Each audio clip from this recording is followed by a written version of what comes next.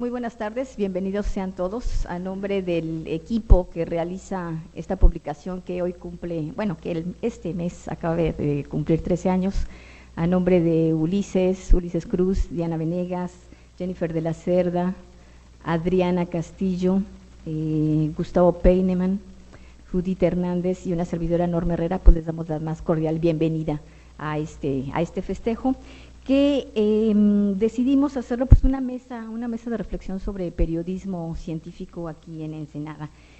Agradezco a los ponentes que hayan aceptado estar en esta charla, en esta conversación, y brevemente les voy a explicar cuál va a ser la dinámica en este ratito que vamos a estar por aquí, y les presento muy brevemente a cada uno de ellos.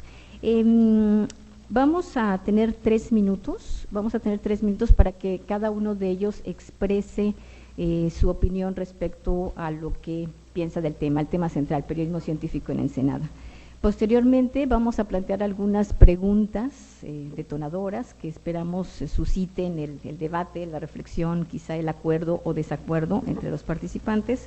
Y también tendremos tiempo para que ustedes como público formulen preguntas o hagan aclaraciones o puedan también debatir a los ponentes, y ya después pues pasamos a 2 minutitos para cierre de cada uno de los expositores.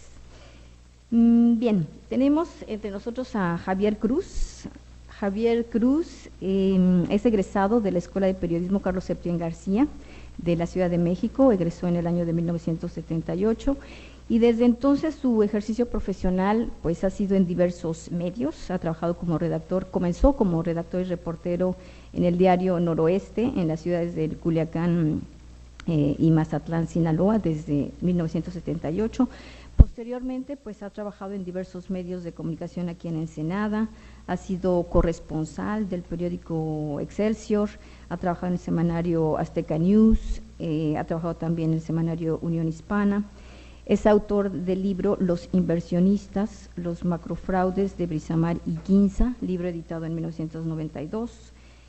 Fue director de la Escuela de Técnica en Periodismo Flores Magón de mayo de 1995 a julio del 2006. Fue colaborador del semanario Z de 1991 a 2011. Es columnista del periódico El Vigía. Es maestro, trabajó como maestro de periodismo y producción radiofónica en la Universidad Xochicalco, y actualmente su principal proyecto pues es el espacio de periodismo independiente A los Cuatro Vientos, donde funge como coordinador general. Gracias, Javier, por estar aquí. Horacio de la Cueva estudió en la Universidad de Columbia Británica en Vancouver, Canadá, obtuvo su doctorado en zoología estudiando mecánica de vuelo animal.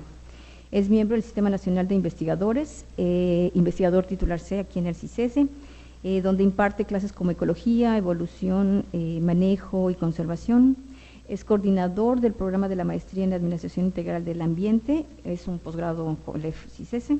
Ha dirigido un total de 25 tesis de maestría y doctorado, publicado más de 23 artículos en revistas científicas y gran número de artículos de difusión en suplementos y revistas también. Es miembro fundador de Terra Peninsular, asociación civil, una organización civil dedicada a conservar tierras comunitarias y privadas en la península de Baja California.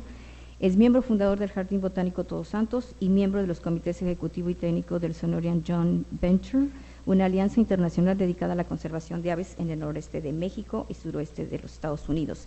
Y una de las principales razones de por qué lo invitamos es que es un colaborador frecuente en artículos de divulgación, particularmente en La Jornada, en el suplemento Ecológica.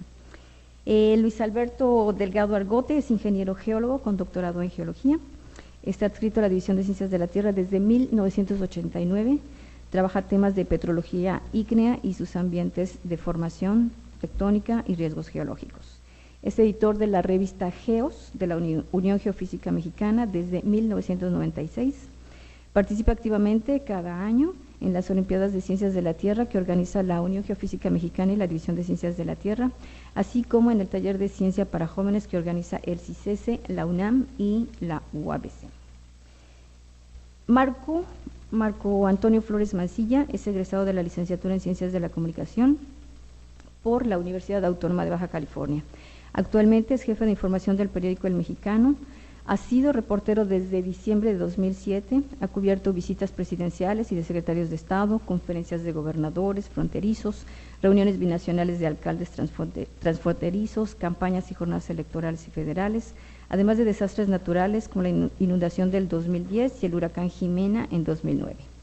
Ha asistido a diversos congresos y cursos, talleres y seminarios. Y aquí a mi izquierda, Enoc Santoyo. Él estudió, es egresado de la licenciatura en Ciencias y Técnicas de la Comunicación de la Universidad Veracruzana. Ha tomado 3 diversos diplomados en cuestiones de géneros periodísticos, de técnicas de investigación y también en estudios electorales. Su trayectoria profesional en medios impresos arranca desde 1983 como reportero de información general en el periódico Gráfico de Jalapa. Posteriormente trabaja en El Sol Veracruzano, en el periódico El Mexicano, ya aquí en Ensenada.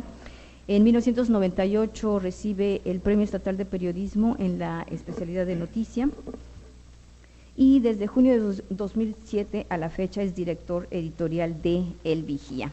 Pues su currículum es muy amplio, pero brevemente les he presentado a nuestros conferencistas. Ahora les pediría que tomaran la palabra. Vamos a darles la palabra 3 minutitos en orden alfabético, comenzando por los apellidos, así que Javier Cruz le pedimos que en 3 minutos nos dé su opinión respecto a periodismo científico en Ensenada.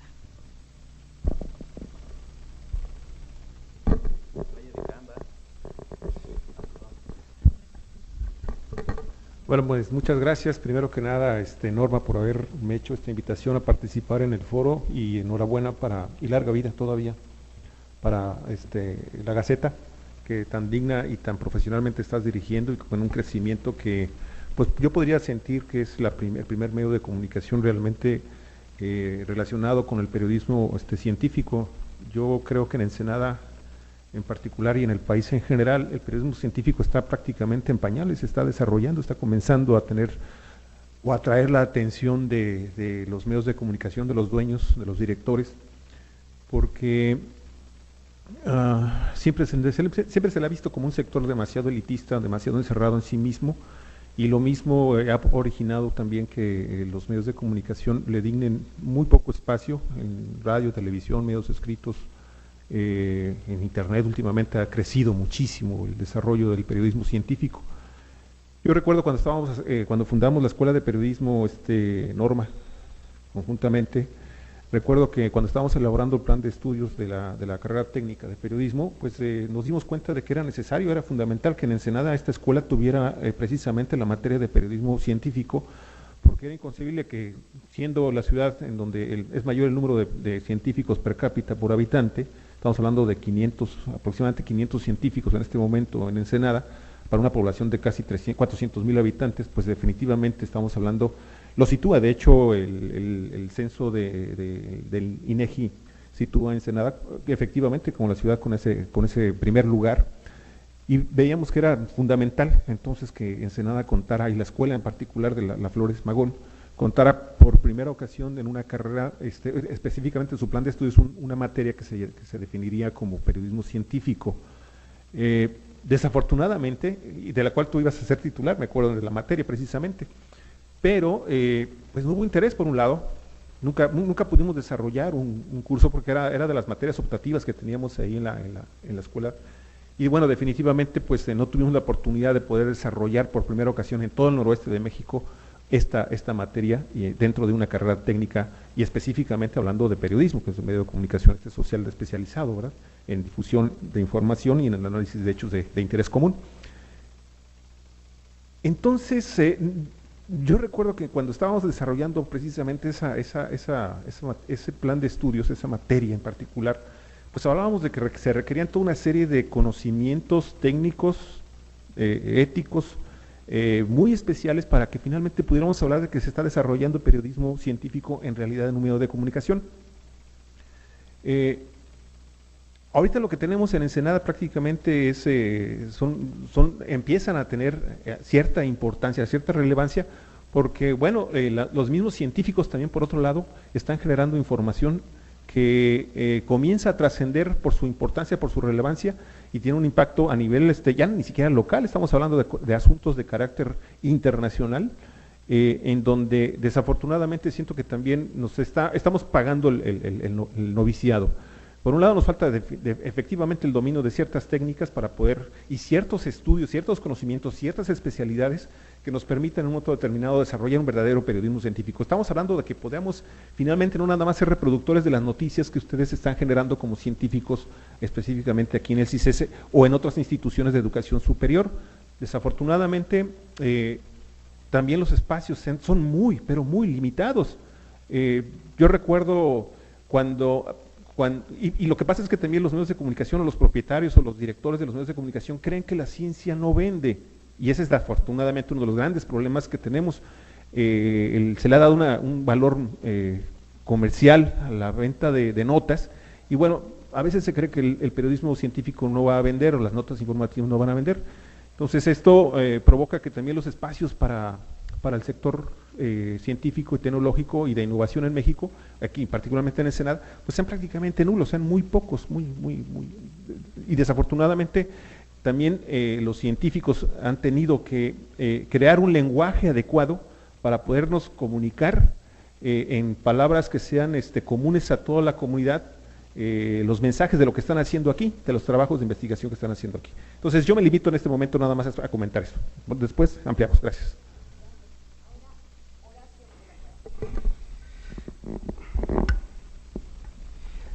Estaba tratando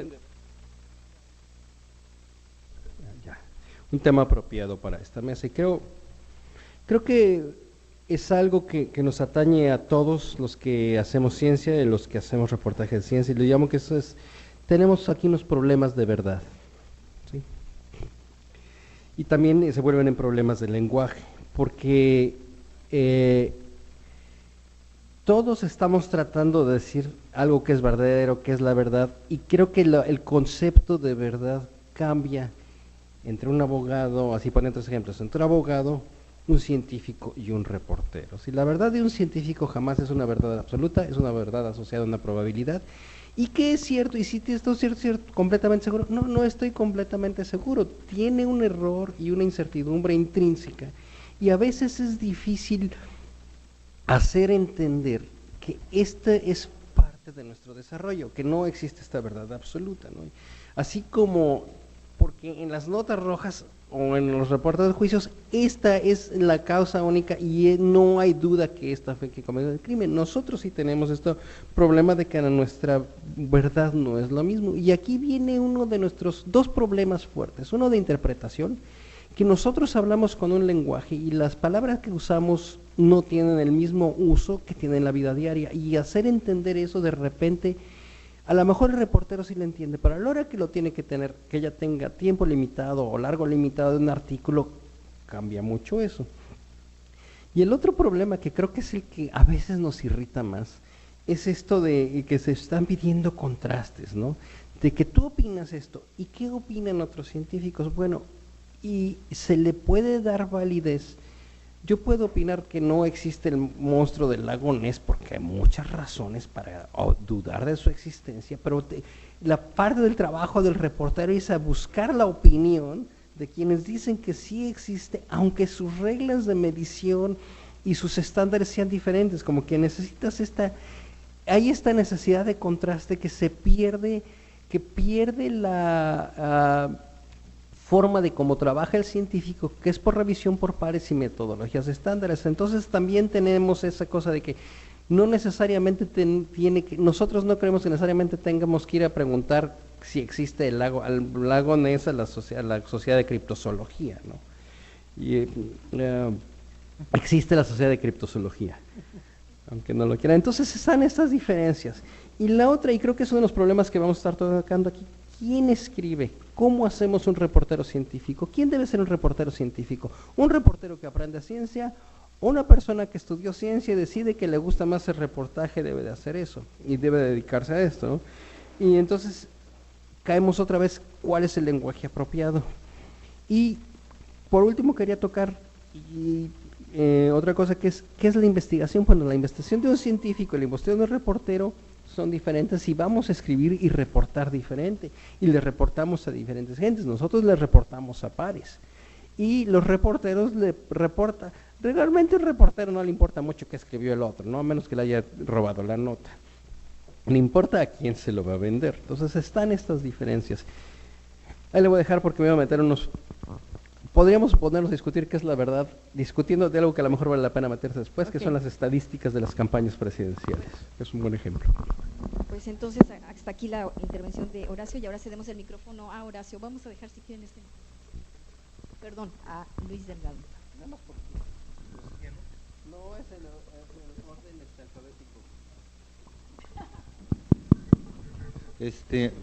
Bueno, primero felicitarlos por el trabajo que han estado haciendo en estos años. Creo que es muy importante, todos de una u otra manera entramos a la Gaceta, nos informamos y en realidad no puedo decir que me haya desinformado en algún momento, ¿no? Este punto de la información y la desinformación creo que es particularmente importante cuando nosotros queremos tomar información de la prensa que está relacionada con datos científicos. En realidad es una tristeza que en este país no exista una verdadera tradición sobre el monitoreo de los fenómenos naturales.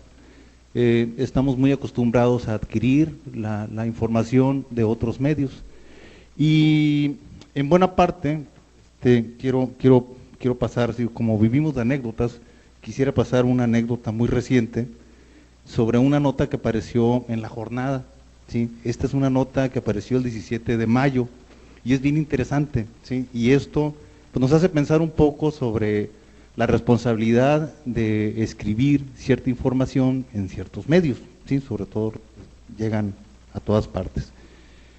Entonces estaba en la mañana leyendo La Jornada cuando aparece una nota que dice, a lo mejor usted la conoce, dice, ocurre sismo de 5.3, fíjense qué interesante, grados Richter en Coahuila, bolas. Entonces para todos aquellos que estamos medio metidos en las ciencias de la Tierra, saber que ocurrió un evento de 5.3 en Coahuila, nos hace pensar en fenómenos realmente complejos de tectónica de placas. Algo debe estar sucediendo ahí, a menos de que haya tronado otra mina de carbón, ¿verdad? Entonces, decimos, bueno, a ver, vamos a ver de qué se trata la nota. Entonces, lo primero que hacemos al encontrar un titular con estas características es jalar la información y dice, el epicentro fue a 679 kilómetros al noreste de Piedras Negras. Entonces dice uno, caray, a ver, algo, entonces no fue en Coahuila, ¿sí? Entonces no me quedó otra más que meterme a Google Earth y ver, trazar en un radio de 673 la posición aproximada de este evento. Pues sí, se localiza más o menos ahí por el delta del Mississippi, ¿sí? Pues muy interesante para aquellas personas que están relacionadas con las ciencias de la Tierra, porque hace el siglo antepasado ocurrió un sismo bien importante cerca de Nueva Orleans, un famoso temblor en Madrid, y este tipo de eventos pues sí despiertan mucho la curiosidad acerca de la estructura y de los estados de deformación en esa región de la corteza, pero pues definitivamente más que reírme de la nota, a lo que me llamó es, bueno, si yo en este momento, por ser experto o tener cierta experiencia en ciencias de la Tierra, puedo evaluar esta nota, ¿sí? ¿Qué es lo que sucede cuando, debido a mi edad, trato de saber lo que está saliendo sobre neurofisiología en la prensa? ¿Le voy a dar el mismo valor que a esta nota que encontré aquí? Creo que estamos metidos en un verdadero problema de ética y de calidad en la información, ¿sí? Entonces, sí, bien vale la pena retomar el punto que menciona Horacio, ¿no? ¿Quién debe hacer este tipo quién debe hacer divulgación de la ciencia? Yo creo que podemos hacer divulgación de la ciencia todos aquellos que tengamos una información que sea contrastable, que sea, que tenga argumentos científicos y que merezca ser divulgada, ¿sí? Ahora, Ya me pasó. Me queda un segundo. Yo creo que podemos seguir platicando sobre este asunto, pero sí hay una cuestión a la que yo sí quisiera llamar, ¿no? Divulgadores, ya sea científicos convertidos en divulgadores o divulgadores, entiendo yo, a todos los periodistas, a la gente que se dedica a dar información, que tiene intereses en la ciencia, ¿no? Yo creo que más bien aquí lo que pasa es que nos falta interactuar un poco más. Buenas tardes. Primero, y al igual que mis compañeros que me antecedieron, agradecer a la maestra Norma Herrera, con quien me tocó compartir algunas clases en la universidad y ahora pues me toca compartir esta mesa. Me parece que, y voy a plantear una visión un tanto reduccionista para de ahí partir hacia aspectos más generales, ¿no? El periodista hace periodismo y el científico hace ciencia. Y entre el periodista y el científico me parece que hay pues digamos un divorcio, un rompimiento, no hay ese lazo, ¿no? Apenas, como lo comentaban Javier, en México se está abriendo un poco, ¿no? Les propongo un ejercicio sencillo y se van a dar cuenta que básicamente no existe el periodismo científico. Abran los periódicos, El Vigía, El Mexicano, El Frontera, los que tenemos aquí en la localidad para no irnos lejos, y no van a encontrar periodismo científico, no van a encontrar ninguna nota de periodismo científico, solo lo que nos manda CICES. Eso es lo que publicamos como periodismo científico. Nosotros no estamos haciendo periodismo científico y ahí tenemos un gran reto, ¿no? Ahora, plantearon algunos asuntos importantes como el hecho de la divulgación de la ciencia y quién debe hacer periodismo científico, si el científico o el reportero o el periodista. Volvemos a lo mismo, ¿no? Uno hace periodismo, otro hace ciencia. El reto que tenemos ahí es encontrar cómo conjuntar eso para lograr un periodismo científico. Ahora, método y técnica periodística existe, pero eso no hace el periodismo científico. Obviamente nosotros tenemos que seguir ciertos pasos para publicar nuestras noticias y todo, que lo pudiéramos decir, ay, pues sí, estás haciendo algo de ciencia, ¿no? Pero en realidad no. Divulgación de la ciencia, periodismo científico, por ahí va un poco el hilo, ¿no? Ahora, brincándome un poquito a las preguntas que vienen posteriormente y que también ya tocaron el tema un poquito, me parece que no es privativo de los medios este asunto de la ciencia. Cuando el mismo doctor René Drucker dijo que el 0.33% del PIB es lo que se destina a ciencia, cuando debería ser obviamente un porcentaje mayor. Entonces no es una situación, como digo, privativa de los medios de comunicación el que no se impulse el periodismo científico, sino que es un problema estructural que va más allá de nosotros y que por ende vamos en esa bola de nieve, digamos, ¿no? Pues lo dejo así: periodista hace periodismo, científico hace ciencia, y de ahí podemos partir hacia adelante. Gracias. Pues agradezco la invitación. Voy a cumplir 28 años de ejercer esta profesión y en Ensenada 25, y pues es la primera ocasión que se organiza algo, bueno, que me toca participar en una discusión de estas, aunque debo decir que a nivel interno, en la empresa que actualmente trabajo y desde que nació en su segunda época, se concibió un proyecto para hacer un suplemento de ciencia y tecnología. Se publicaba todos los lunes, llegó a ser de 12 páginas, todo color. Incluso nos dieron reconocimientos nacionales, ganamos premios, le ganamos a La Jornada, al Universal, al Excelsior, a Proceso, sobre temas que tenían que ver con investigación científica, medio ambiente. Y ustedes saben que sobre todo la industria editorial es de alto riesgo, los insumos que se pagan son en dólares. Esa es la realidad que enfrenta el medio, como la enfrenta esta institución con su presupuesto. Pues aquí no hay ningún poder de facto patrocinando al Vigía no tenemos esos respaldos. Somos un medio local y, como han dicho, y lo dijo Javier, pues no se concebía que siendo un medio local impreso no se tuviera un suplemento de ciencia y tecnología. O sea, no se podía concebir. Entonces se hizo.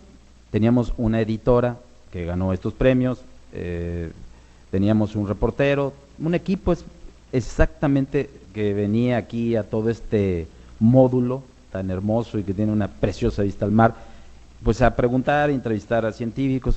Se estaba haciendo un esfuerzo voluntarioso. Vienen las crisis recurrentes, todo se paga en dólares, una página color tabloide cuesta $250 diario. Eso es lo que hay que enfrentar, como aquí publicar algo en Cuché y eso, o sea, eso es lo que se enfrenta. Y uno aquí, si los investigadores se enfrentan al contador, al administrador, digo, por favor, tampoco, o sea, es así, pues es la realidad. Bien, se partió y cada 2 años pues se hacen consultorías y se hace un diagnóstico del perfil. ¿Qué leen los ensenadenses? Efectivamente tenemos el mayor número de investigadores y científicos en proporción al número de habitantes de este municipio, algo que nos enorgullece, así como el corredor del vino, ¿va? Nada más pregunto, ¿quién escribe de vino en Ensenada? Si lo tienen, díganme dónde está para invitarlo, si me dicen dónde está, que quiere escribir. No que sea un enólogo snob que se lo pase con un puro y una copa por allá, porque entonces no se va a poder. O sea, necesitamos a alguien que escriba de eso, porque si se atreve uno a hacerlo, pues te pendejean al otro día. Así de fácil. O sea, eres un imbécil, tú no sabes de eso. Pero ellos no escriben. Bueno, ¿qué sucede? Pues que se hicieron las consultorías y el periódico había que contraerlo en algunas secciones para decir, bueno, ¿qué leen los ensenadenses? ¿Cuál es el perfil del lector? Porque finalmente a ellos llegamos. O sea, el Vigía llega a Ensenada y es un periódico local. No me gustó el diagnóstico, no me gustó. Y nos dijeron, desaparezcan el suplemento científico, les sale muy caro. Desaparécelo y no va a pasar nada. Pues claro, todos los del área editorial indignados, ¿cómo es posible que eso? Se tomó la decisión contable y administrativa de desaparecerlo y efectivamente no pasó nada. Nadie reclamó por qué desapareció el suplemento tan vanagloriado que teníamos.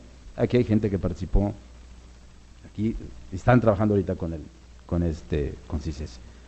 Si fue lamentable, fue frustrante, y bueno, pero esa es la realidad a la que nos enfrentamos. O sea, ¿quién cambia la realidad? ¿Los medios o un líder o las circunstancias o influencias externas? O sea, podríamos caer en otro tipo de cuestiones y confrontarnos ideológicamente aquí, pero de eso no se trata. Es la realidad.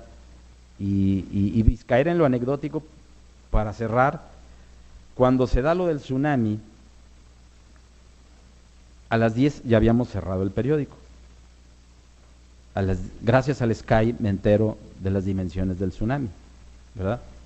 Porque pues no entendía yo el canal NHK, pero me dijo, bueno, Godzilla pasó por ahí, le pasas a CNN y ya entiendes que era un drama. Nos regresamos, hicimos otra doble plana, entrevistamos a gente del CICES, aquí hay un experto en tsunamis, nos dijo que iba a pasar, sacamos una doble plana, todos orgullosos, y escucho con Loret de Mola en la mañana, que el primer impacto será Ensenada, que va a llegar una ola de no sé qué, y dije, Dios mío, y luego entrevistan al presidente de Chile, que le encanta, es mediático a morir, pues después de los mineros, pues es un superhéroe, y dice, señores, pues fíjense que estamos desalojando ya algunas islas. Si el primer impacto es Ensenada y después están desalojando Chile, pues cualquiera se imagina, y vieran las llamadas que llegaron de mis parientes, bueno, ya andaban queriéndome mandar, pues no sé qué cerro, ¿no?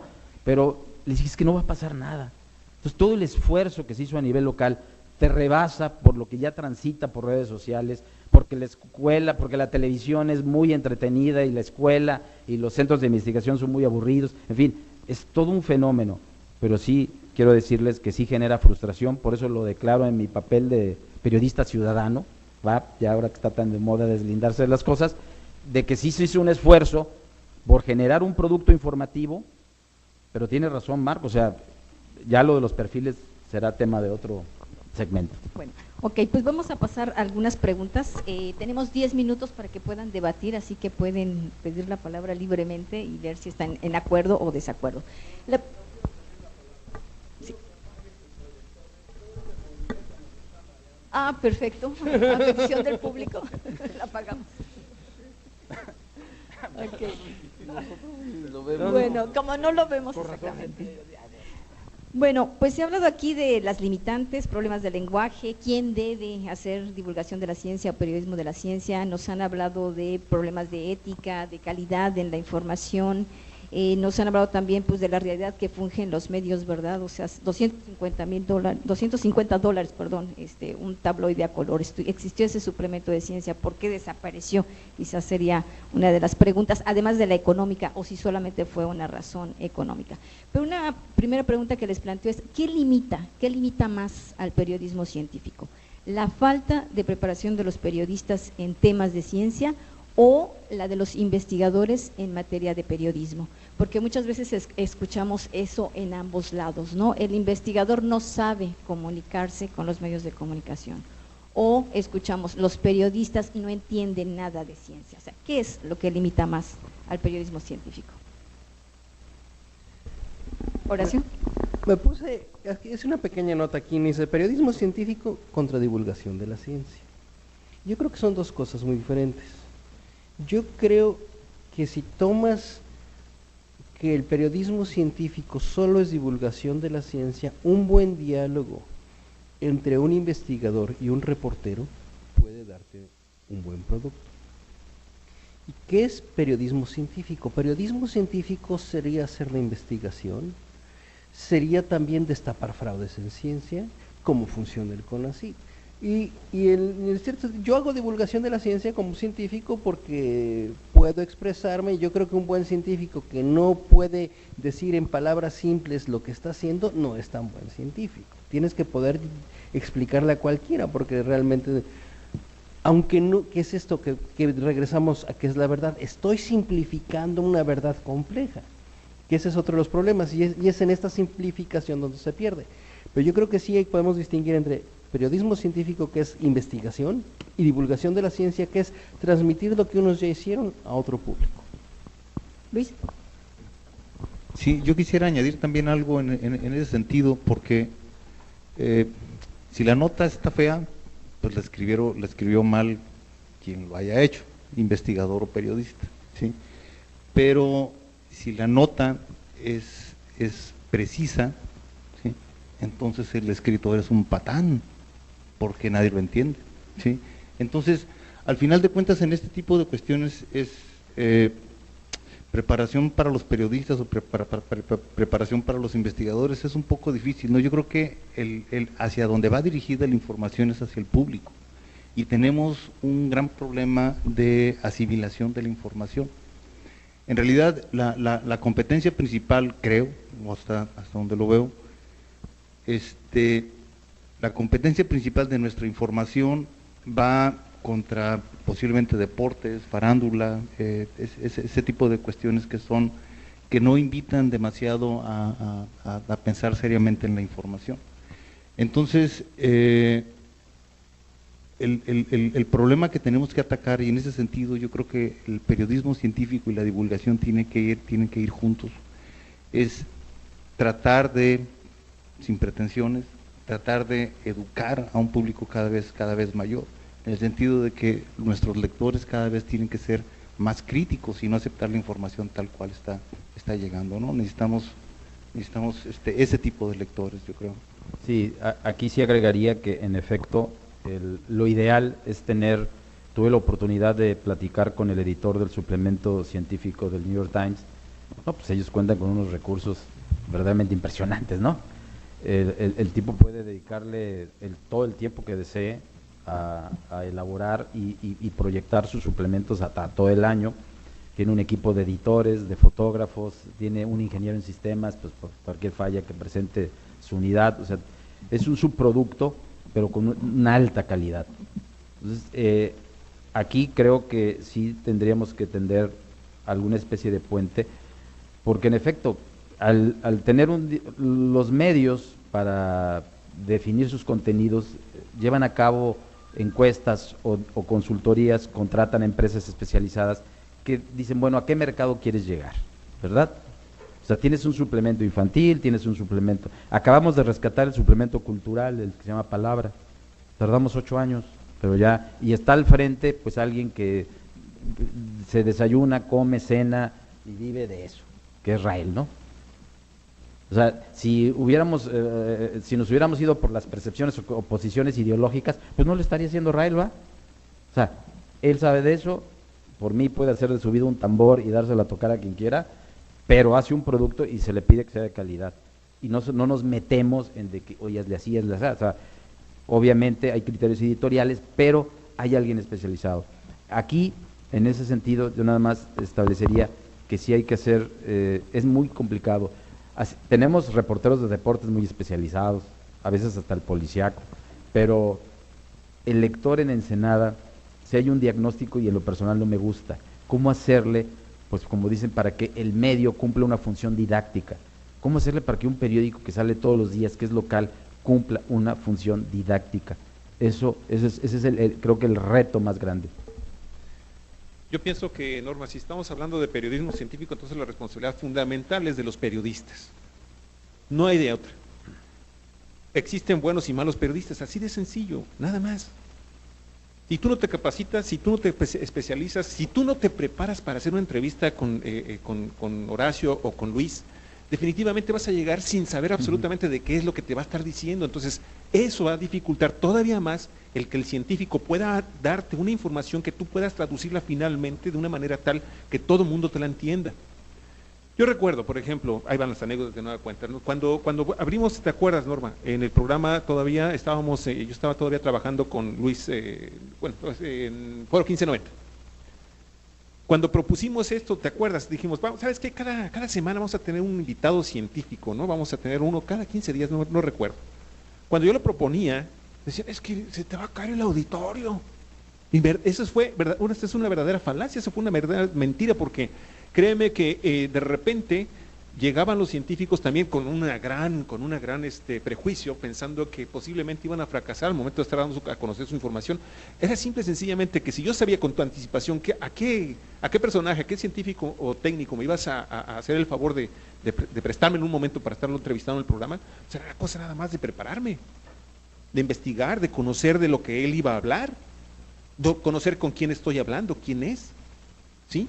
Y de alguna forma crear un clima dentro de la entrevista que te permita finalmente que el científico agarre confianza y que diga, ¿sabes qué? Disfruté mucho al final. ¿Te acuerdas cuántas veces no platicábamos, nos quedábamos todavía incluso hasta más tiempo del que ordinariamente nos daban en el programa? Sí, y seguíamos platicando de esto. ¿Y te acuerdas que la gente empezó a participar y a cuestionar y a preguntar? Yo creo que es eso, simple y sencillamente. Hay buenos y malos periodistas y la responsabilidad fundamental es del medio de comunicación, que debe de capacitar a los personajes. Ahora, no todos los periodistas o todos los reporteros tienen que ser obligatoriamente también periodistas científicos. Cada quien tiene sus intereses, y si no te mueve eso, si no te mueve la ciencia y la tecnología, vas a llegar a hacer una entrevista con coraje, con desconocimiento, no te preparas y entonces vas a fracasar. Entonces, el científico ahí está, simple y sencillamente el éxito o el fracaso va si te preparas o no, si vas bien preparado o no, si llevas herramientas esenciales y básicas de ética y de técnica para poder tener un buen trabajo finalmente, haciendo una buena entrevista o un reportaje de investigación, que por nada más te vas a quedar también con lo que te está declarando el investigador, porque pueden haber otros actores, inclusive de carácter social, que puedan estar refutando lo que está diciendo el científico, y también con toda la mayor credibilidad, hablando de verdades, ¿no? En aspectos que tienen que ver con ciencia y tecnología.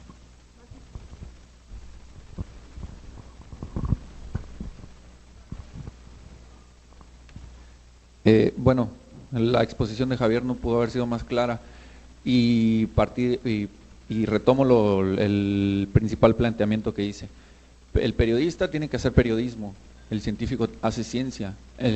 La responsabilidad recae en el periodista, periodismo científico recae en el periodista, con todo lo que ello implica. Y ya que estamos en el terreno de las anécdotas, yo puedo platicar un caso específico dentro del medio, no voy a decir nombres, pero o sea, hay fuentes y se asigna, ¿no? Entonces, al que le toca la fuente de CICESE, tiene que venir a cubrir los eventos de CICESE, pero ¿qué pasa cuando llega a la redacción y te das cuenta que estuvo en el evento, pero lo que te entrega es el boletín? O sea, es ilógico, es inconcebible eso. Entonces, pasa mucho por lo que comentaba Javier, la preparación del reportero, la ética que tenga como periodista, como reportero, y de ahí podemos irnos adelante. Ahora, no nada más el periodismo científico se circunscribe, digamos, a las ciencias duras, a lo que hace CICESE. Hay ciencia económica, ciencia política, ciencias sociales.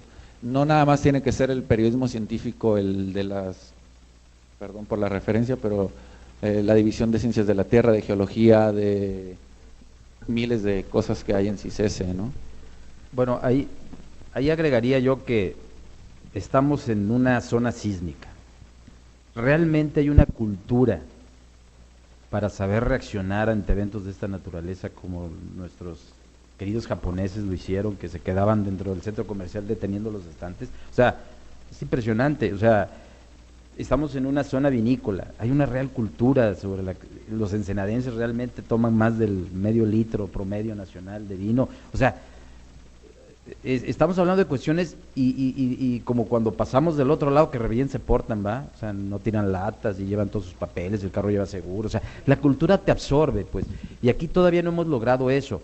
Yo no responsabilizaría tanto al medio porque, pues, bueno, ya de estigmas y etiquetas, pues uno ya se acostumbró, ¿no? O sea, yo creo que la ideología es lo que más nos divide a veces y lo que menos nos deja hacer las cosas. Si no entendemos un fenómeno social o económico o jurídico, lo que sea, por nuestra ideología, entonces ya rechazamos la otra versión. Entonces, en este caso, vaya que en lo personal, en los medios que he trabajado, he hecho esfuerzos. Había un programa donde Luis Mendoza Garcilaso asistía todos los miércoles para hablar de cuestión sismológica. Y el programa Radios. O sea, sí hay esfuerzos, son aislados, de repente son poco valorados, y el esto de ir educando, pero ¿a qué se enfrenta el medio? A una cuestión de audiencia, a una cuestión que tiene que ver con costos y ese tipo de cosas. Y entonces ya es una estructura más grande que también toma decisiones, y son esos parámetros y esos indicadores los que determinan las cosas. Yo quisiera que el país fuera diferente, pero hay un mundo real, ¿no? O sea, y en ese mundo real pasan y las decisiones editoriales que pueden ser muy idealistas. Entonces, bueno, realmente es el único aparato ideológico el medio de comunicación. No hay, pues, está la escuela, están las familias, está la misma religión, están otras estructuras, el mismo Estado. Digo, no por citar al Tusher, ¿no? Pero hay ese tipo de cosas.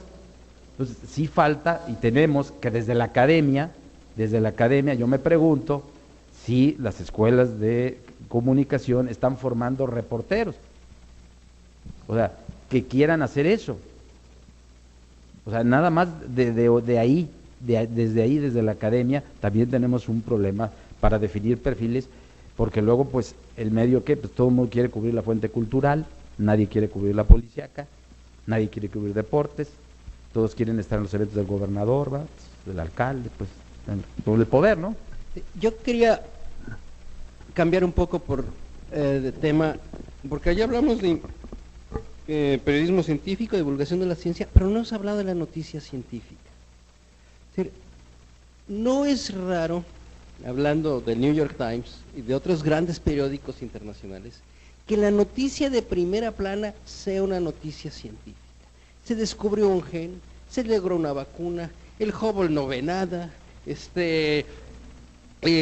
hay una investigación sobre fusión fría, y la casa editora tiene un consejo editorial hay alguien que toma una decisión que la primera plana y 8 columnas es la noticia científica. No tenemos que mencionar, pero ve usted cualquiera de nuestros programas de noticias matutinas o vespertinas, y lo más científico, según ellos, que hacen es entrevistar a un veterinario de cómo cortarle las uñas al pudo. Es rara, no hay quien pueda tomar una decisión. No hay un científico en el consejo editorial, o no hay un reportero o un editor con suficiente conocimiento científico para decirle: mira, acaba de salir esto, creo que esto es noticia científica, ya sea nacional o internacional. Entonces creo que estoy descomponiendo. Hay la noticia científica, la investigación y la difusión, y en ninguno de esos tres estamos haciendo suficiente. Todavía no tenemos esas capacidades. Y el día que yo vea cualquier periódico nacional que saque en primera plana una noticia científica, voy a estar muy contento. Okay. Bueno, pues divulgación, si me permiten, me gustaría pensar en divulgación de la ciencia como un gran conjunto, pensando en que a través de los museos, suplementos, charlas, talleres de ciencia para jóvenes, olimpiadas, estamos haciendo un esfuerzo por difundir, por comunicar ciencia.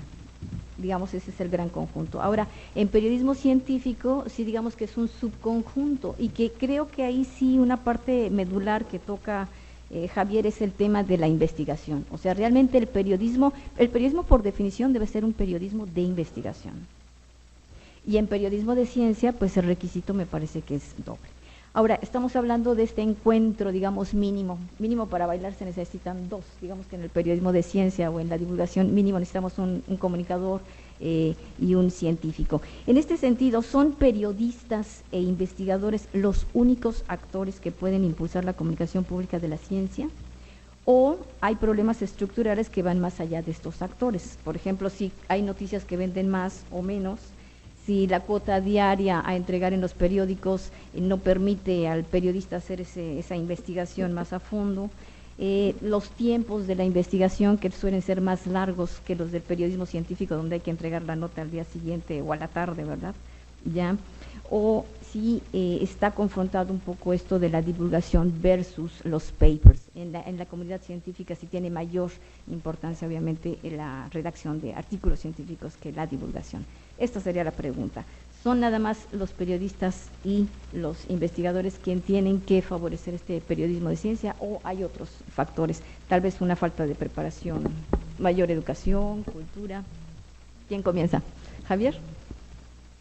Fíjate que yo pienso, Norma, que todos los compañeros del panel, yo siento que sí, tiene que ser definitivamente una iniciativa también de nueva cuenta. Estamos hablando de periodismo científico, nuestra responsabilidad primero somos nosotros.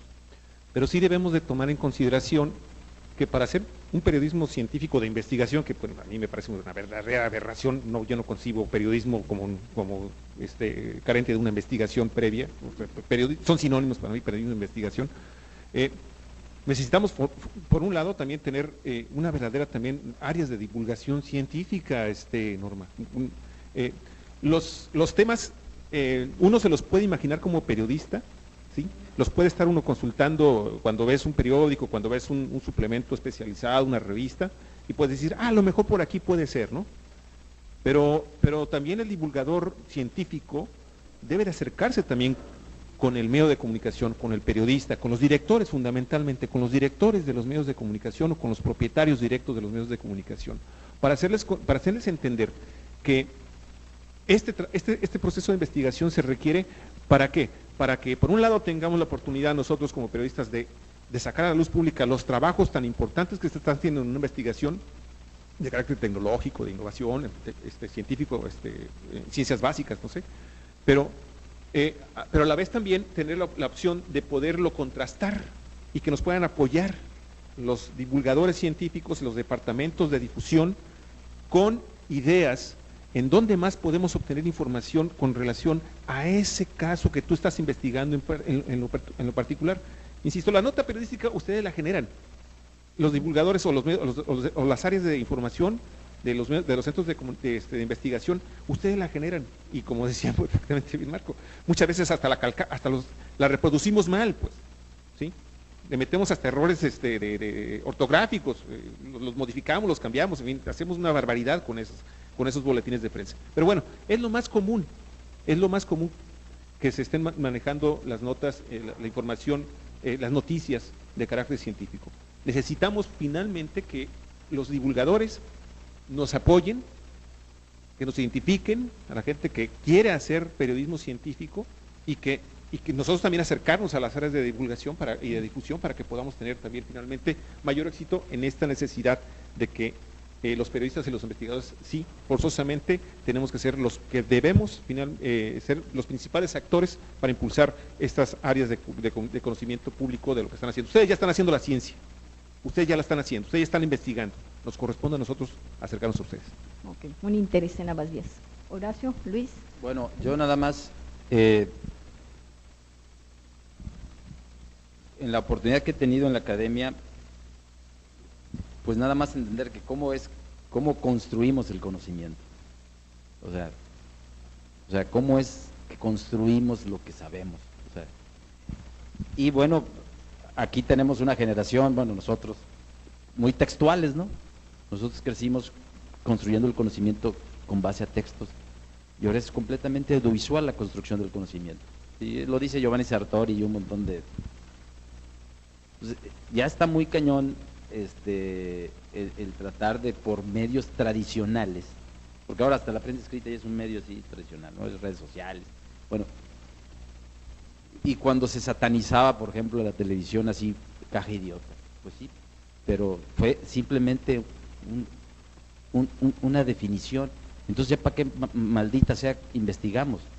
O sea, en los 70s todos los investigadores, o sea, toda la bibliografía que hay sobre la televisión de los 70s, tírenla a la basura, háganla cachitos, tiren los libros, los de Armando Mantelar y todos esos, y Ariel Dorma, y todos, tírenlos. O sea, eso ya no sirve. Ese es un diagnóstico que ellos mismos ya reconocen, ellos mismos, que fue pura pasión ideológica. No se hizo investigación para saber por qué impactan tanto esos mensajes.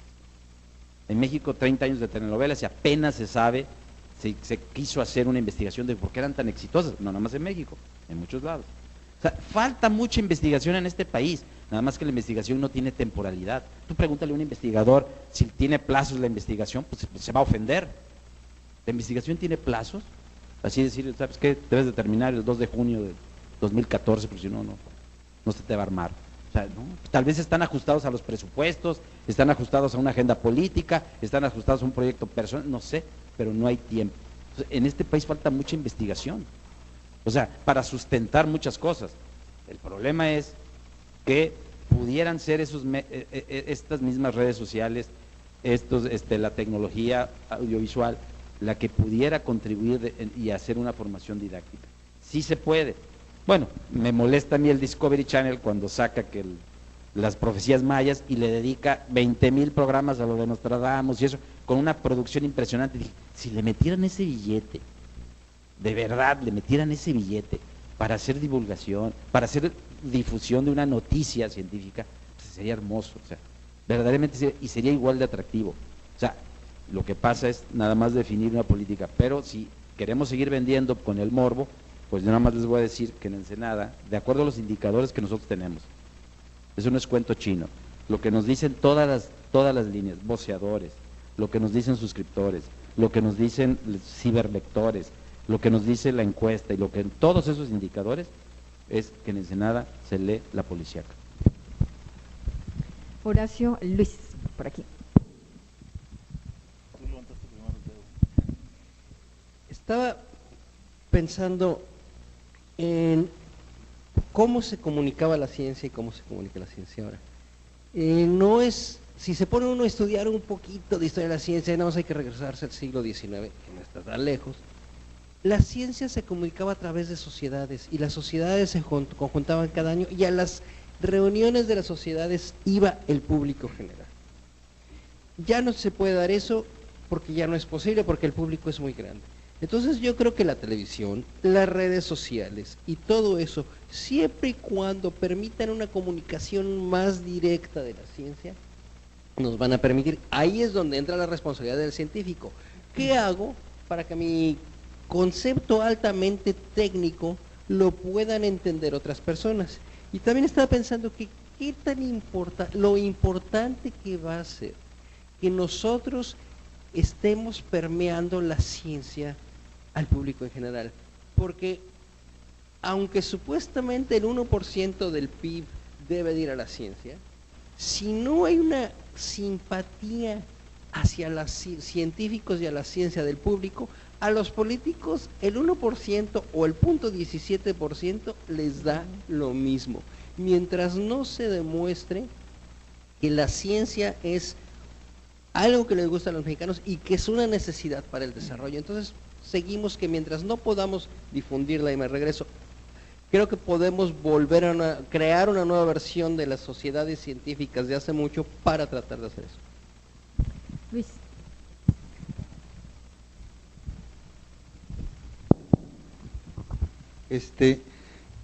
Yo creo que debemos partir primero de la premisa de que a la gente le gusta estar informada, ¿sí?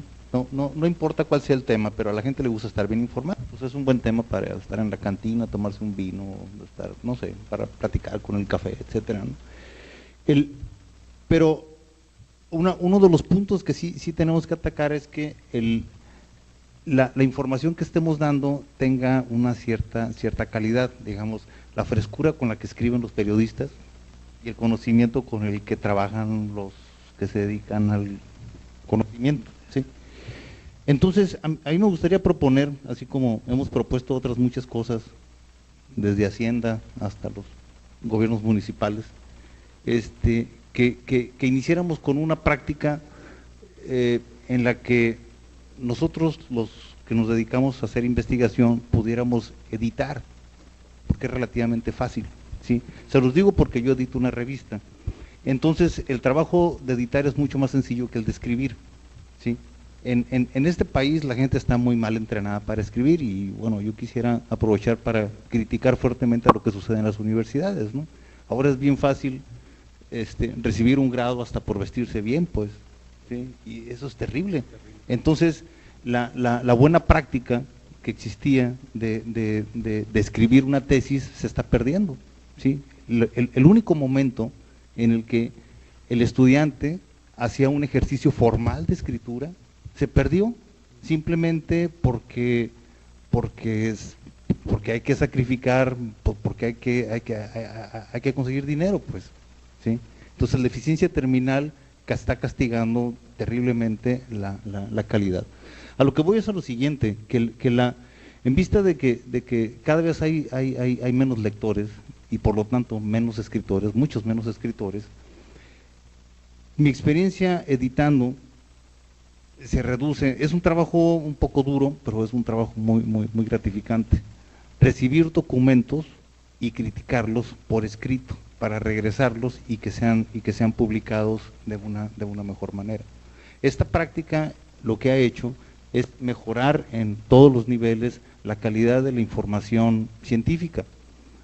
Todas las revistas, todas las editoriales se encargan de tener un cuerpo editorial que hace una revisión crítica de los documentos y les ayuda a mejorar el documento, ¿sí? Si en este caso quienes están haciendo divulgación de la ciencia o periodismo científico no someten a una crítica dichos documentos, pues entonces la probabilidad de que se cometan errores es aún mayor, ¿no? ¿Sí? Y a ratito quisiera retomar estas cuestiones desde el punto de vista de la información por las rutas electrónicas. Marco, por favor.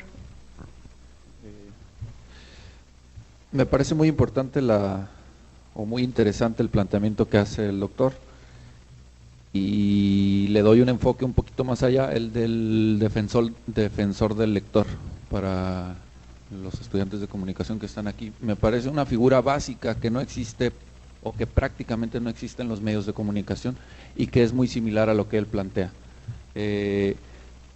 Quien pueda orientar al lector que está inconforme con algo que se está publicando, o que pueda decir, ¿sabes qué? Lo que pusiste definitivamente no es, ¿por qué me lo ofreces a mí como lector eso? Y me parece que va por ahí, por esa línea, ¿no? De edición, de conjuntar esfuerzos entre periodistas y científicos para finalmente entregar un buen producto, ¿no? Ahora, volviendo a la pregunta, si son periodistas e investigadores los únicos actores, tal vez no sean los únicos actores, pero como decía Javier, son los que tienen que comenzar, ¿no? Periodista y científico, por definición nominal, periodismo científico, pues el periodista y el científico son los que tienen que impulsar esto. Y en cuanto a los problemas estructurales, también lo comentaron, ¿no? Si desde las universidades, bueno, desde más abajo, desde la primaria, vemos niveles de educación, de desarrollo muy pobres, se repite el patrón en secundaria, en preparatoria, en universidad, y lo que tenemos pues es gente que no está preparada para enfrentar, o al menos con la educación que se le dio, pues no está preparada para enfrentar esos escenarios.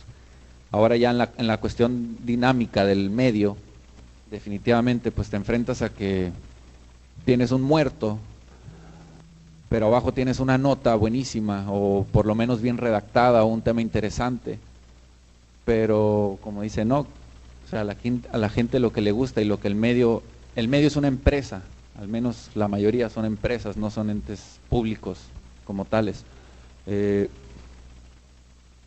Pues ¿qué busca o qué persigue? Pues ganancias, y se mueve bajo esa dinámica de mercado, ¿no? Entonces, ¿qué te vende más? ¿Un muerto o, no sé, por poner un ejemplo, bueno, lo que sea, pues te vende más un muerto, ¿no?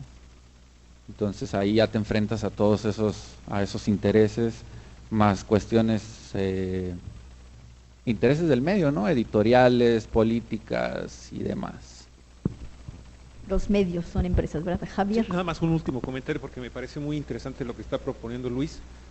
Creo que forma parte de lo que yo estaba planteando, la necesidad de esta comunicación permanente que remarca todavía Marco, y que tener un contacto más dinámico, más constante, más frecuente, más fluido con las áreas de divulgación y de difusión. Y sí estoy de acuerdo, Luis, siempre y cuando esa revisión no implique censura o no implique también el hecho de que el científico, al ver ya plasmadas en un documento que se va a hacer público, diga, ¿sabes qué? Híjole, creo que me pasé. Mejor no quiero que me cites. Que es muy frecuente, que nos ha pasado. Yo creo, ¿verdad? Es muy constante, es muy común. Entonces, perfecto, me parece muy bien, pero con ciertos lineamientos, y cuando quieras nos ponemos a platicar sobre eso. Me interesa mucho. Gracias. Bueno, vamos a seguir adelante. Vamos por la tercera pregunta. ¿Deben destinar las instituciones de educación superior e investigación dinero para producir suplementos, programas, materiales, medios electrónicos dedicados a la ciencia? ¿O deben hacerlo las empresas periodísticas? Bueno, ahí la verdad hay que ser creativos y falta pura voluntad. No sé si es voluntad política, lo que ustedes quieran. Para armar la barra de colaboradores y columnistas que existen en la página 4 y 5 del Vigía, invitamos a científicos y les pedimos que, pues dijeron, no, sí voy a escribir de ciencia, ¿verdad? No te preocupes, invitamos a un economista, yo voy a escribir de economía, a un catedrático, no, yo voy a escribir de problemas de educación, y así empiezas a invitar la pluralidad, ¿no? La diversidad que se expresa. ¿Qué sucede cuando los regidores se suben el salario? Todos escriben sobre esa situación. Es una especie de mutación del animal, le llaman algunos. O sea, la tentación de escribir sobre las cuestiones políticas y policíacas o las vialidades de Ensenada, los baches, Pelayo, etcétera, es tan tentador. Y cuando tienes un espacio dices, bueno, en mi pleno ejercicio, yo soy 132 y me va... No, o sea, esas cosas pues. ¿Y cómo le dices? Oye, maestro, pues si te invitamos a escribir de ciencia y tecnología y mira, ya te dio la tentación. No, ahorita ya se pronunciaron a favor e en contra de los candidatos. Bueno, que háganlo. Finalmente, así fue. Javier estuvo en esa reunión, ¿va? Y pues, ya ni me atreví a insinuar que por favor, pues cumpliéramos el compromiso inicial, que era de que tú dijiste que ibas a escribir de eso, para que hubiera diversidad, pluralidad, abrir otros lectores. Entonces yo creo que aquí sí ha faltado por parte del medio ese acercamiento, porque miren, yo se los escuché a Jacobo Stanislavski, sí, pues está satanizado, ¿no? Ahorita ya muchos lo olvidaron, yo no, pero cuando estuve en una conferencia con él dijo algo muy certero, porque tonto no es. Digo, bueno, del mar, un pescador sabe más que un reportero. Un pescador que ni la primaria terminó, sabe más de cuestiones del mar que un reportero. Un trabajador de la construcción sabe más de edificar que el reportero. O sea, efectivamente, ¿qué es lo que tiene que ser un reportero? No puede ser un sabelotodo, sí se puede especializar, pero jamás va a sustituir al científico, al especialista, al ingeniero. Lo que necesitamos es científicos que escriban, ¿verdad? Necesitamos, así como aquí el doctor colabora en la jornada, no sé, fíjense, deberían ser puros capitalinos y un ensenadense colaborando en la jornada, ¿no? Sí, efectiva, o sea, es increíble pues, o sea, es una paradoja eso. Entonces, necesito, o sea, mírense nada más, y lo voy a la ruta del vino, hay 20,000 cronistas y eso, y dice, oye, pues escriban del vino, un enólogo, qué complicados son los enólogos, ay, Dios mío, digo, yo no soy sangredeoso, pero me ganan, o sea, no puede ser, o sea, les dices, oye, escribe, y ya no puedes insinuar nada, ya ni voy a los eventos de la vendimia por temor a estar haciendo cosas así, y estamos en una zona donde todos deberíamos de estar y promover esto. Estuve en una reunión el viernes y el debate era que falta una expresión científica para hacer entender a los diputados que el vino se fermenta, para quitarle impuestos y abaratarlo, y que es un alimento. O sea, son tantas cosas que pueden impactar socialmente, pero insisto, creo que sí falta creatividad, falta voluntad y un poquito entender la naturaleza y la dinámica del trabajo del científico, y que el reportero tiene a las 5 de la tarde porque la edición sale al otro día, o a veces es mejor aguantar el trabajo y documentarlo más. En la medida que un trabajo está documentado, por sí solo se defiende afuera. Y lo que dice Javier tiene mucha razón. O sea, si alguien cuestiona la ubicación de los trabajos que se quieren hacer en el observatorio, pues luego por otro lado te brincan los otros, ¿no? Y también son científicos, y también son investigadores. Y van ahí, y pues como, mire, yo no quiero descalificar, pero miren, pues, mejor aclara, te invito, y pues se hace una polémica, pero queda en medio el periodista, y luego hasta cuestionado, ¿no? Oye, ¿por qué no fuiste a preguntar? O sea, así, pues siempre se debe buscar la otra parte, nada más que aquí sí entender eso, y humildemente decir que los reporteros no son sabelotodos. Lleva años especializar a un periodista, lleva años. La UABC tiene 6 generaciones, y pregúntense en los medios locales cuántos están ejerciendo el periodismo. Esa es nuestra realidad. Están muy atraídos por la cuestión digital, por picar y apretar botones, pero yo nada más les digo que mi nieta tiene 4 años y también ya pica botones. Entonces ella va a aprender muy rápido eso. O sea, necesariamente creo que Ensenada debe ser hasta un distrito científico, debería de promoverse, que aquí las grandes empresas vinieran a hacer investigación y no estaríamos contaminados, no tendríamos problemas con otro tipo de empresas que pues amenazan nuestro medio ambiente, y en fin. Horacio, ¿quiere comentar algo? Y no sé por qué hay gente que cree que la ciencia no es negocio, ¿sí? O que no genera ingresos. Las 2 revistas más importantes, podemos decir, son Science y Nature, están llenas de anuncios. Y están llenas de anuncios de material de altísima calidad. El mejor analizador de lo que quieras, las sustancias más puras, siguen la ciencia, o alimentar a la ciencia es un gran negocio. Yo supongo que la experiencia de otros científicos es igual a la mía. El 95% de mis insumos los tengo que importar. Entonces, no acaba de entender nadie que la ciencia es un negocio, y que por lo tanto se pueden hacer revistas científicas, y que pueden ser apoyadas por instituciones y por empresas. Aquí las deben distinguir las instituciones. ¿Debemos destinar dinero para producir? Sí debemos destinar dinero para producir, pero debemos destinar dinero para producir revistas científicas y revistas de divulgación. Y yo creo que sí se vale hacer asociaciones con empresas de medios, locales o nacionales, y con otro tipo de empresas, para crear revistas de divulgación y revistas científicas que reflejen nuestro trabajo. Creo que sí debe existir eso, y creo que es la responsabilidad de todos, volviendo a, si queremos que de veras nos dediquen el 1%, tenemos que demostrar que valemos ese 1% y que les va a dar más de regreso. Luis.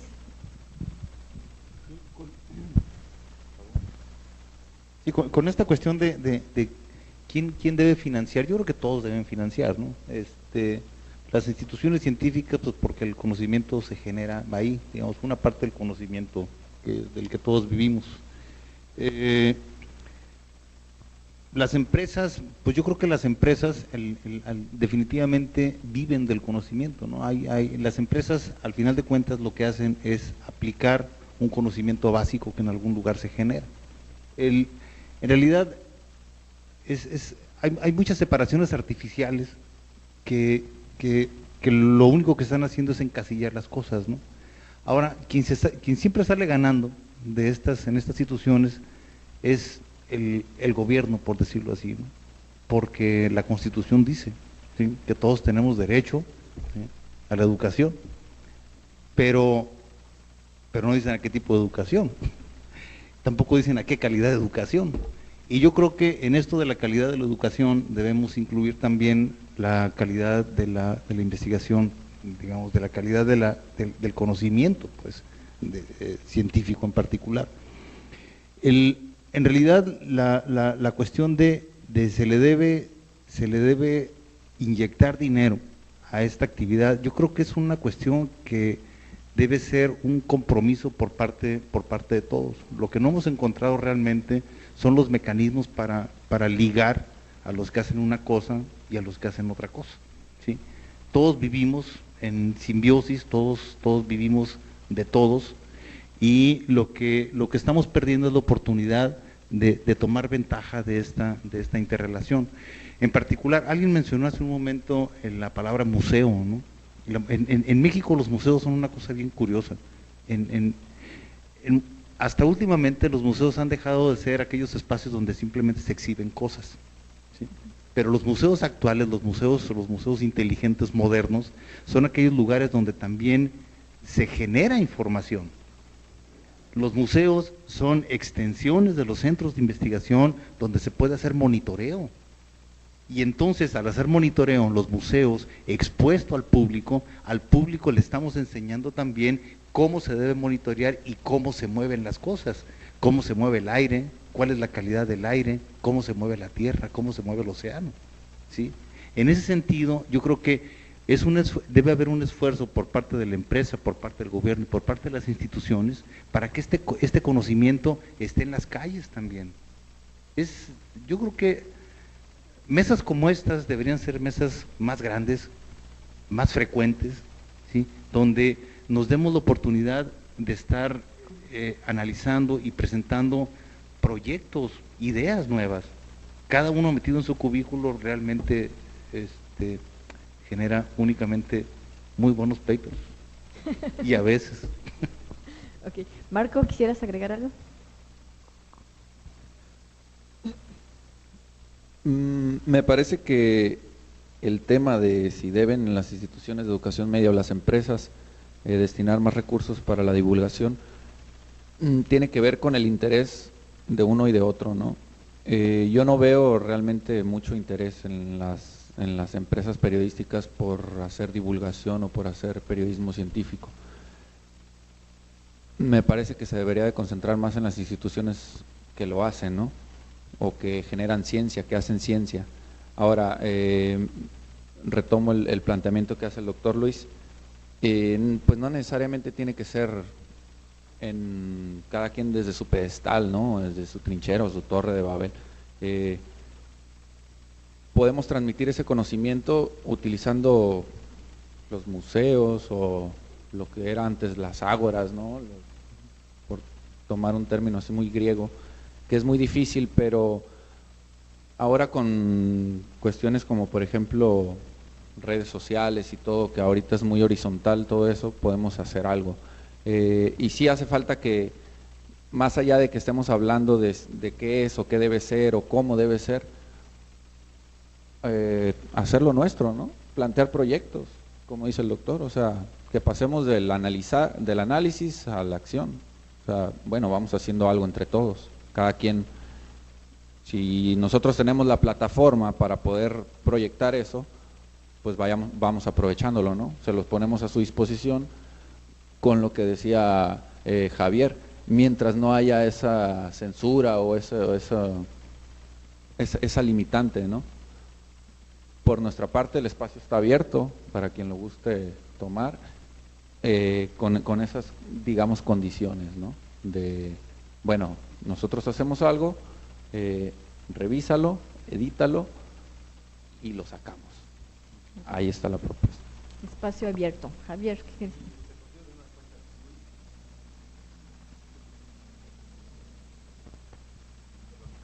Coincido de nueva cuenta con Luis. Sí, efectivamente, los dos tenemos que invertir. ¿En qué deben de invertir los periodistas o los medios de comunicación? Bueno, si estás trabajando de manera independiente, pues va a ser más difícil.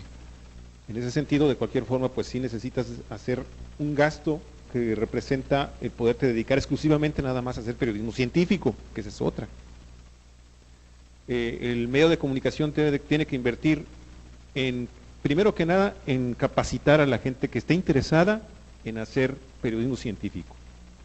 En ese sentido, los cursos que ustedes han dado, los talleres, Norma, que nos han hecho el favor de presentarnos, de darnos aquí a algunas personas que hemos asistido con mucho interés y con mucho entusiasmo a estos talleres, definitivamente pues ya tenemos de alguna forma unas herramientas adicionales que sí nos permitirían incursionar con mayor éxito y con mayor precisión en el periodismo científico. Pero también los medios de comunicación deben de invertir en áreas específicas en donde se puedan incorporar estos periodistas científicos. Vamos, me explico. Mesas de redacción específicas para que se haga periodismo científico. Que los quiten totalmente de la responsabilidad de estar manejando la información diaria. No puedes estar presionando a un reportero, a un periodista, a que haga un trabajo en un mismo día, con una calidad que le permita, pues, tener, primero que nada, contundencia y precisión en la información que se va a divulgar, ¿sí? Y aparte, si estamos abogando por un periodismo de a de veras, un periodismo trascendente, pues entonces necesitas fundamentalmente, pues, dedicarle 2 o 3 días de investigación a un tema. Y obviamente, si vas a estar también cubriendo cuotas asignadas al diarismo, pues no vas a poder entonces cumplir con ese estándar de calidad y de ética. Deben de tener también, obviamente, estos departamentos especializados en periodismo científico, deben de contar con herramientas electrónicas, con herramientas, internet, pero también su equipo adecuado para que puedan ellos hacer su trabajo con la mayor calidad posible desde el punto de vista técnico. Obviamente mejores sueldos, pero mejores sueldos, porque no vas a pagar lo mismo a un reportero de diario, y no estoy menospreciando al diarismo en lo absoluto, yo también trabajé un tiempo como diarista, pero no puede ser posible que le estés pagando una cantidad similar a alguien que sea especializado y que tiene sobre sí una responsabilidad más grande, más fuerte, ¿no? Sin menospreciar el trabajo que están haciendo los diaristas, definitivamente. Entonces, un mejor sueldo, definitivamente también. Las instituciones de educación científica, de educación superior, ¿qué es lo que requieren hacer? Pues fundamentalmente apoyar a sus áreas de divulgación. Yo no sé, Norma, cómo anden ustedes, pero el papel que ustedes están haciendo, que están desempeñando, pues es emblemático, es casi único en el país. Yo no he visto o no conozco otras áreas específicas de divulgación en donde se estén generando tantos conocimientos, tanta información. Digo, ya si yo como periodista no consulto tu gaceta y no me doy cuenta de qué es lo que estás manejando con información, bueno, y eso va a ser mi responsabilidad. Pero sí, sí se requiere que les den más apoyos para que puedan hacer más trabajo de divulgación, para que puedan tener mejores contactos con los medios de comunicación, ¿sí? Pero fundamentalmente, sí,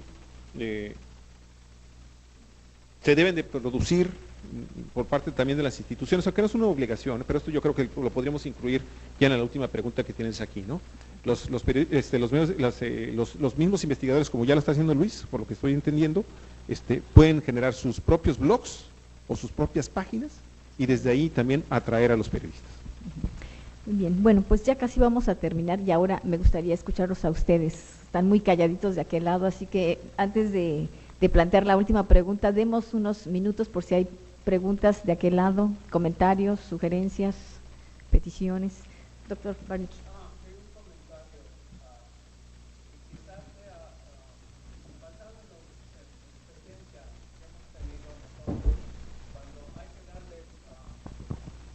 Cuando queremos dar publicidad a algo importante que estamos haciendo, un evento, entonces, ¿cuál es el procedimiento? Nos comunicamos con Norma o con su equipo y entre los dos elaboramos el boletín de prensa, ¿no? El boletín de prensa se les pasa a ustedes, el mexicano, el vigía, no sé a quién más, y ustedes lo reproducen. Muchas gracias, lo han hecho, pero ¿saben qué falta? Seguimiento de parte de ustedes, de que alguien de ustedes se interese a venir a ver de qué se trata todo esto y darle un enfoque más ameno para el público, porque quizás la nota que le estamos mandando es muy seca, ¿no? Muy científica. Pero ustedes que tienen el público a la mano son los que deberían regresar a retroalimentar el proceso, continuando el diálogo entre el periodista y el científico. Ahí es un punto que se puede resolver y no necesita mucha inversión. Lo que Sí. dijo. Sí, Javier. tiene toda la razón, definitivamente. ¿Y sabe qué? Y es precisamente uno de los males que genera el hecho de que no exista periodismo científico, particularmente en Ensenada y en el resto de la República. Efectivamente, nada más recibimos la información y como no estamos capacitados para poder darle seguimiento, y la velocidad de la información es tan grande que se están generando todos los días, y a cada hora se están generando noticias nuevas, pues lo de ustedes ahí se va quedando y ya no existe nadie que le dé seguimiento o que complemente la información, que la amplíe todavía más. Entonces, es un problema fundamental de lo que yo he estado comentando en particular, que sí nos hace falta crear esos periodistas científicos, valga la redundancia, especializados, para que específicamente estén nada más al tanto de lo que está ocurriendo en este sector de la sociedad. Sí, Arturo, por favor. Primero, una felicitación por el aniversario número 13. Es difícil hacer que los investigadores escriban, me consta. Ahora también un agradecimiento a los medios que nos han apoyado muchísimas veces. Y bueno, gracias a ellos hemos hecho muchas cosas muy interesantes, aunque no hemos podido quitar la antonomasia de decir CICES y ciencias en Ensenada, ¿verdad? A pesar de que están en la UNAM, las personas preguntan, oye, ¿y qué haces aquí en el CICES? Estás en la UNAM. En fin. Y quiero comentar rápidamente dos anécdotas muy interesantes. Martín Martínez alguna vez quiso hacer un reportaje en la UNAM y bueno, nos pidió que hiciéramos en una cuartilla la descripción del laboratorio, de cada uno de los laboratorios para que pues salieran en la televisión y bueno, hacer su show. Entonces escribieron muchos de mis compañeros, pero como casi nadie nos preguntaba nunca nada, como casi nadie se interesaba en nosotros, pues ahí agarraron fuerza, ¿verdad? Y entonces hicieron unos mamotretos que obviamente no podían caber en el espacio que nos daban para la televisión. Entonces se les dijo a mis compañeros, lo que tienes que hacer es reducir a una cuartilla tu trabajo. Pues se les hizo fácil, ¿verdad? Arial 5, creo que ni siquiera existía, pero órale, ¿verdad? Así chiquitita la letra. No quitaron una sola palabra. Y por la otra parte también nos sucedió, una cosa muy interesante. Y bueno, viene al caso con lo que han estado platicando. Estábamos desayunando algunos maestros de la universidad, como generalmente lo hacíamos. Simplemente era una cháchara entre amigos, no había nada de especial ni nada, y se nos acerca una periodista y nos dice, ¿saben que soy reportera y quisiera saber por qué se juntaron? Somos profesores de la universidad y estamos aquí haciendo cosas. ¿Y de qué se trabajan? ¿De qué hablan? Y entonces se le ocurre a uno de mis compañeros decir, en la importancia de la navegación, del agua para la navegación. La muchacha sacó, pero rapidísimo, la grabadora y la fotografía. ¿Sabes qué, mija? Es una broma, perdón. ¿Alguien más? ¿No? Bueno, pues como nos espera un delicioso ambigú y un delicioso vino para festejar por estos 13 años, les voy a pedir a nuestros conferencistas, a nuestros invitados que se tomen un minuto nada más para su cierre, para alguna propuesta concreta, para alguna conclusión, para algún comentario final. Bueno, agradecer la invitación. Creo que este tipo de ejercicios, coincido, sí se lleva uno varias ideas, lo de la noticia científica, lo de la cuestión de la edición, sí es importante. Efectivamente, no es lo mismo un periódico diario local a un periódico de circulación nacional, a un suplemento, a un semanario, a una revista quincenal o a una revista mensual más especializada, donde los géneros periodísticos se modifican. Un reportero que acude a una conferencia de un científico y la conferencia dura 1 hora y media o 2, va a tener que sintetizar en 500 palabras la exposición. Ese es el reto, aquí en China y en todos lados, sí se da. Ustedes vean los periódicos europeos y algunos periódicos, sobre todo de Boston y toda esa zona, donde son sábanas y sábanas de texto, porque la gente lee. tiene la cultura de leer. Y en nuestros periódicos hay tipografías, la gente compra tipografía. Entre más grande esté la tipografía, fotos, queriéndose parecer mucho a la televisión. Entonces sí hay una situación, Marco lo insinuó bien, o sea, es terrible cuando te das cuenta de que pues han ocurrido tragedias, accidentes en Ensenada, y ese indicador de cuál es la nota que se ha vendido más en Ensenada. O sea, ese dato yo sí lo puedo tener con los indicadores. Y si luego te dice, si la segunda más leída y la tercera más leída y la cuarta, híjole, pues, o sea, si a eso nos basáramos, o sea, sería terrible, terrible.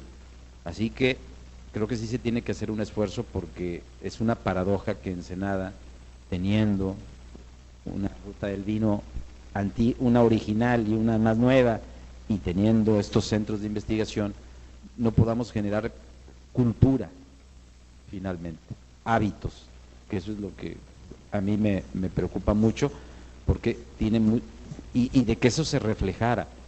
O sea, la gente que viene de fuera sabe a qué huele la ciudad. Ustedes ya no saben ni a qué huele su casa, pero el que llega de fuera sí sabe, sí huele.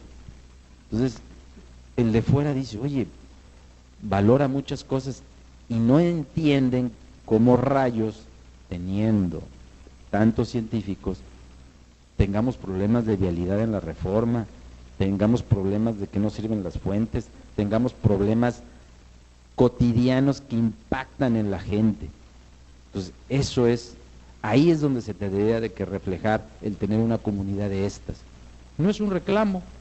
Finalmente, las comunidades tienen los periodistas que se merecen y los científicos que se merecen. Horacio. Sí, yo les voy a hacer una pregunta muy interesante, porque creo que poca gente la puede responder. ¿Existe la ciencia en México? ¿Existen los científicos en México? Es decir, ¿qué tanto la imagen del científico, y ahora sí también les toca al reportero, es el güero que va y se mete a la selva de no sé dónde, ya sé quién sabe cuántas cosas? ¿Qué tan lejos estamos de que aquellos que les gusta leer tipografía tamaño braille sepan que en México estamos haciendo ciencia?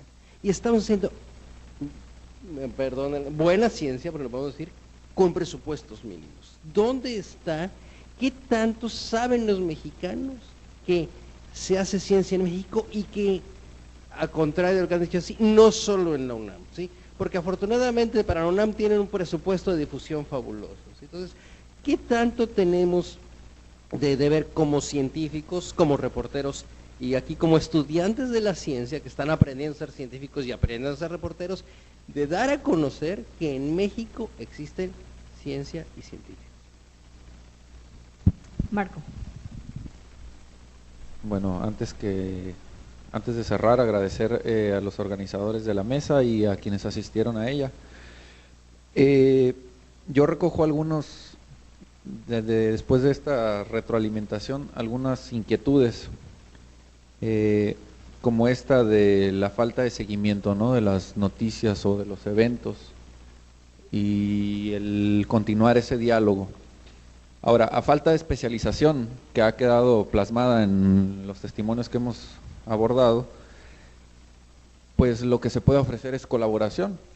O sea, si nos falta especialización a nosotros, pues vayamos haciendo esa alianza, ¿no?, entre reporteros, periodistas e investigadores, para poder ofrecerle al público algo un poquito de calidad. Nosotros tenemos el espacio, tenemos el medio, hay que aprovecharlo.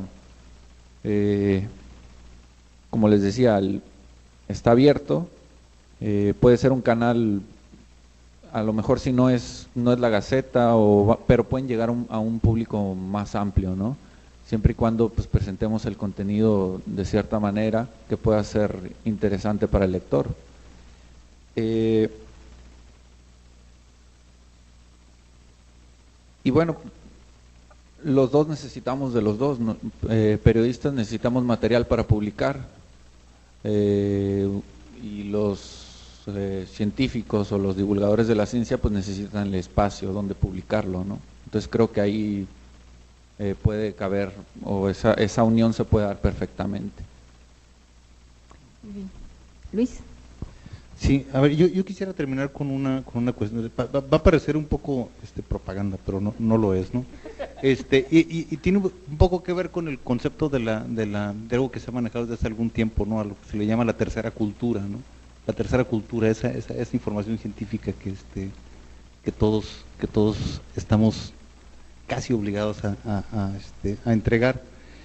Entonces, con respecto a ese concepto de tercera cultura, pues existe una página que así se llama, terceracultura.com. Yo los invito a que la tomen. Y les voy a decir por qué, ¿no? Porque una de las misiones que la página tiene, dicen ellos textualmente, poder combatir las malas prácticas que erosionan nuestro potencial evolutivo como sociedad, ¿sí? Y es bien interesante, porque en esta página como todas las páginas, es algo muy barato, no cuesta mucho tener poder divulgar la información, es simplemente abrir un espacio y tener escritores y lectores. O sea, así vive esta cosa, ¿no? Y quisiera comentarles algo bien curioso, ¿no? Si entran a la página en este momento, lo que está, los temas del momento son invernaderos que enfrían, eso es lo que la gente lee, ¿sí? ¿Podemos fiarnos de las ciencias humanas? Otro, la extraña nueva ciencia de la identidad política innata. La siguiente, problemas de la neurozona. La siguiente, el termostato planetario. Entonces, si se fijan, los temas son bien diversos. Entonces, la gente que está interesada en la ciencia, como bien lo comentó aquí Marco, pues incluyen las ciencias sociales y también la actividad de los científicos de las ciencias duras en las áreas sociales. ¿Qué es lo que se lee? ¿Qué es lo que se ha leído más en los últimos 3 meses? El cerebro humano es de un primate normal. Están locos los chamanes, etcétera. Y otra, ¿qué es lo que más se ha leído desde que se hizo la página? Eso es bien interesante, ¿sí? Cosas que de repente a nosotros nos ruborizan, por lo menos a mí sí, ¿no? Los secretos del pene, ¿por qué tiene esa forma? O si la vida fuera eterna, no pondríamos en ella la misma intensidad. Y cosas por el estilo, ¿no? O sea, si se fijan, es algo que es muy vivo. Las páginas y las letras deben ser tan vivas como nosotros mismos, ¿no? De tal forma que lo que más se comenta es una nota que se llama alumnos sumisos y profesores autoritarios, ¿sí? Entonces, de nuevo, ¿no? Caemos en esas cuestiones que nosotros tenemos que retomar, como las actividades en las aulas, las actividades en la calle, las actividades en los museos, ¿no? Ya no tenemos que temer porque nos peguen en la mano por haber tomado un instrumento que se puede deteriorar. Ahora todo se puede tirar, todo es de plástico, ¿sí? Entonces, no hay que temer ni hablar, ni acoger los instrumentos, no hay que manipular, ¿sí? No sé, yo creo, de nuevo, si nosotros estamos aquí, de hecho lo agradezco mucho, que podamos participar los que hacemos algo de investigación y los que hacen mucha prensa.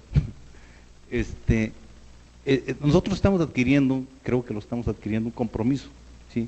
Pero en el momento en el que veo a un público de 50 personas en este momento, pues creo que las 50 personas también están adquiriendo un compromiso, ¿sí? Algo nos tiene juntos aquí, ¿sí? Y es que tenemos temas comunes. Y entonces, si tenemos temas comunes, pues entonces, como decía aquella rola, ¿no? Pues somos mucho más que dos, pues, ¿no? Bueno, gracias. Javier.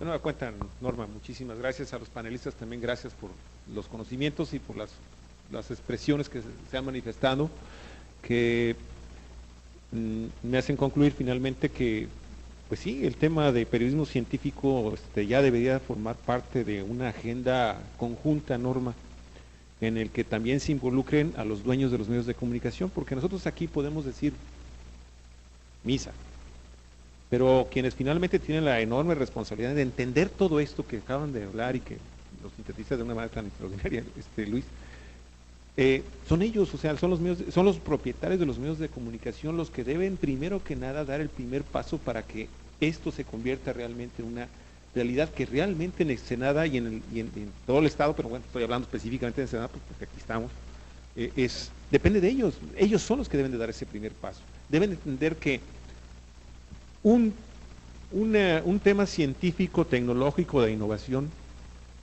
puede ser muy buen negocio siempre y cuando el que redacta, el que edita y el que publica entienda que precisamente se tiene que ser creativo, se tiene que conjugar, por un lado, sí, efectivamente tenemos un auditorio, un público, unos lectores, pues con muchas deficiencias que son, bueno, a final de cuentas, el colofón de nuestros problemas de educación que tenemos en este país ya desde hace bastantes años. Pero vamos dándonos esa oportunidad de que podamos avanzar y que tengamos realmente la necesidad de que los medios de comunicación divulguen ese tipo de materiales. Insisto, depende mucho de nosotros, de los periodistas, pero también de los dueños de los medios de comunicación. Si ellos no quieren, aquí podemos estar hablando misa y no vamos a avanzar. Gracias. Pues aquí ya se quedó grabado que Marco dice que ahí está el espacio, ¿eh? A ver qué dice su jefe después cuando lleguemos con las páginas de ciencia, ¿no? Bueno, pues yo creo que amenidad es uno de los ingredientes principales para la buena divulgación, ¿verdad? La amenidad, que sea un texto atractivo, que la gente quiera leer, una buena historia que contar, que haya rigor científico, o sea, si no, entonces no hay ciencia de por medio. Otro dato interesante que creo que es importante destacar es que a veces el periódico nos anuncia los descubrimientos, pero no hay ese seguimiento, cómo se llegó a ese descubrimiento, ¿no? Creo que es importante para ir creando una cultura científica, no solamente hablar del qué es lo que está descubriéndose en la ciencia, en la tecnología, sino cómo se produce ese conocimiento. Eso creo que es parte de lo que tenemos que trabajar para ir realmente logrando una cultura científica, para ir logrando que la ciencia sea parte de la cultura en general y no que la ciencia siga percibiéndose como una cultura aparte. ¿Sí? Bueno, pues sin más, muchas gracias por su asistencia, a los panelistas, a todos ustedes, y ahora pues los invitamos a un delicioso ambigú y vino a salud de todos @CICESE. Gracias.